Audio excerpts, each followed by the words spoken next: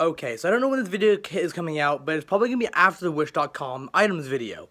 My point being, in that video, I mentioned I was going to be doing a tripod review, a review of all the tripods I use for my videos, photography, all that type of stuff. And, well, here it is. This is my tripod museum review. Okay, so we're going to be doing this in order of tallest to shortest. And these are all extended to full height. So here we are, the first one is the big boy. Yeah, this thing is pretty tall and really sturdy. It's made by, I think it's Giotto, however you want to pronounce that. Anyway, the HD24 is an amazing tripod. It accompanied me both to New York and Stanford for my photography workshops last year, during last summer. I guess it is last year, actually. Now it's 2019. And yeah, so of course you have the standard, you can roll up, lock it. This is also the thing that was responsible for bringing you guys the first 2 seasons of Let's Talk Cars, and all the co-host specials, including the last one I did with Theo Kraus. Yes, I know I need to be filming season 4, and I've got other stuff that gets in the way of that. Sorry about that. Anyway, yeah, you can roll it up, lock it, raise and lower all these different lock suspension areas. It's a really great tripod. I normally keep it about half height, just because that's why, that's about the perfect height for it. Also, the reason I stopped using it for Let's Talk Cars is because some stuff happened in the garage I film in where it got a bit too cluttered for this thing to actually be useful, and I moved on to another one, which I'll show you guys later on in the video. Anyway, this is an amazing tripod. Okay, this is the CoolPart Tripod, and it's relatively sized. I mean, it's a tiny thing compared to this one, but let me talk about why I don't use it that much. It wasn't really even supposed to be here in the first place. If you guys watched my Wish.com's items video, you guys will know that I only bought this thing because it came with a remote and a phone mount for tripods, and it was just cheaper than buying the 2 things individually. It's not that sturdy.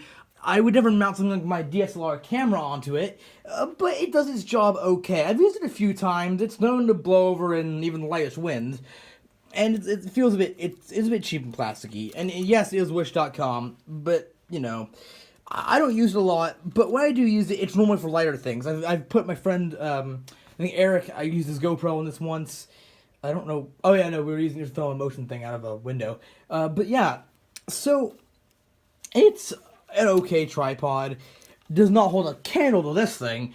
But, you know, when I need to use something light, and if it breaks, I won't mind, I use this one. Yep, it's back. This thing's already had its own video, actually. I believe it was last $25 less video I actually filmed. I got it from Hope Thrift, which is basically a Goodwill-style store, and it's phenomenal. Now, I wouldn't compare it to that one in terms of quality. That one is meant for different things. That's meant for, like, actual photography, but for little video mounts and using a phone, this is absolutely perfect.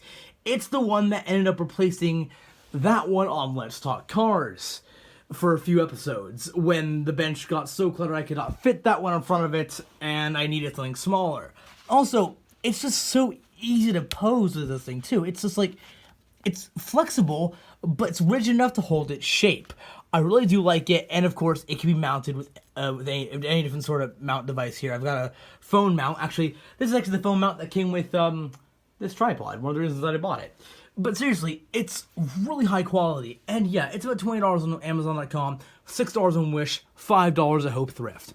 If you guys can find it, pick it up. I don't know the actual brand name of this one, sadly. I probably mentioned it in the video I did on this one, actually. But yeah, go back in the video, take a look at it, and I definitely recommend it. It's more than a solid tripod. It's just amazing, honestly. I love it. It's a great tripod. Large, medium, small, fucking tiny. Yeah, this thing is a bit of a weird one. I described it in my review of this tripod as being a bit shit, something along those lines anyway, because it's weak and can't really support a lot of weight. Not really even my phone, and definitely not my iPad or camera, because my camera's a Rebel DSLR from like 2006, and it's fucking heavy as hell. But seriously, it's not that bad. It's got some more use recently, actually. It's been used to film the last few episodes of Let's Talk Cars Season 3, when this thing was, again, pushed off the bench because of how much clutter there is in that garage now. I don't know where it's all coming from. It's actually not me. It's probably my dad because he's renovating part of the garage. Anyway, yeah, it's supposed to be able to, like, wrap around surfaces. Well, let's see if we can do that, shall we? Your answer is kinda. But trust me, you do not want your phone being that when that happens. Especially not for something like concrete. Right now I've got the Spider-Man tripod. Yeah, okay, this tripod actually has a little bit of a backstory to it. You see, I bought this one for $10 on Amazon when I was going to Turks and Caicos almost a year ago. That's a tropical island chain in the Caribbean.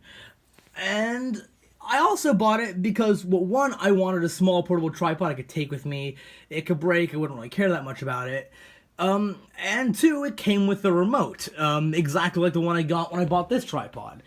So, I don't really know if I bought it more for the one trip thing, or for the remote. But it's done its job okay, honestly. It's nowhere near as sturdy as any of the other ones, honestly, even this one's more sturdy. And it's posable just like this one, but it's really not, the balance does not hold up at all. Basically, even some of the mounts you can put on this thing are too heavy for it, without even the device being put in them.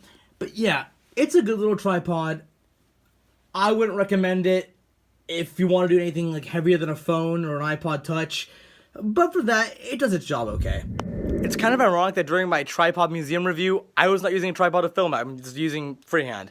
Also, one other mount I didn't get to show in the video was the iPad mount. Now, until I got my iPhone 8 Plus, what I'm filming on right now, this was responsible for bringing you the first few seasons of Let's Talk Cars and basically all my other videos, because I was filming on my iPad Mini 4. It broke. I had to fix it. I fixed it. It still does a great job. It's a really great tripod mount. I got it for $6. Or maybe it was $9. Whatever I said in the first Let's Talk Cars special with Theo. Anyway, point being, I got this so I would not have to balance my iPad on top of a clamp, which I had to do in the garage for the first 2 episodes of Let's Talk Cars. Anyway, point being, this is a really cool mount. And it, of course, just like, I wish most other forms of media did this. Universal mount for tripods. Like, almost all tripod mount attachments are the same exact size hole. It's perfect. Anyway, yeah, it's a great little tripod mount. Definitely recommend it. There are a lot out there. I don't really know what brand this one is. It doesn't really matter. They're basically all the same thing. Anyway, oh yeah, a quick example of the camera I used with the big tripod is this one. Yes, my Canon Rebel EOS from 2006. It's very heavy, so that's why none of the other tripods can really support it. Anyway, thank you guys for watching my little tripod museum video. Hope you guys enjoyed it. I gotta go now. Goodbye.